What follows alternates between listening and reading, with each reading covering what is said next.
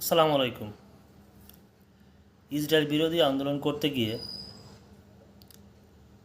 অনেকে বিভিন্ন দোকান শোরুম ভাঙচুর, লুটপাট, চুরির মতো অপকর্মে জড়িয়ে গেছেন।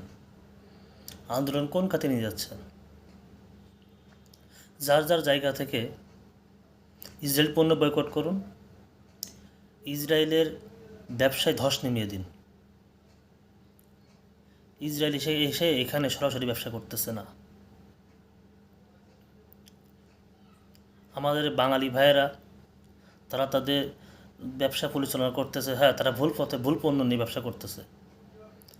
আমি এটা বর্জন করলেই তো সে ব্যবসা আর করবে না, নিশ্চয়ই অন্য কোনো পণ্যের ব্যবসা করবে, আমরা তখন সেটা নিতে পারবো। তাদেরকে এভাবে ভাঙচুর করে তাদেরকে এরকম ক্ষতি না করে আমরা যার যার জায়গা থেকে ইসরায়েল পণ্য বয়কট করেন।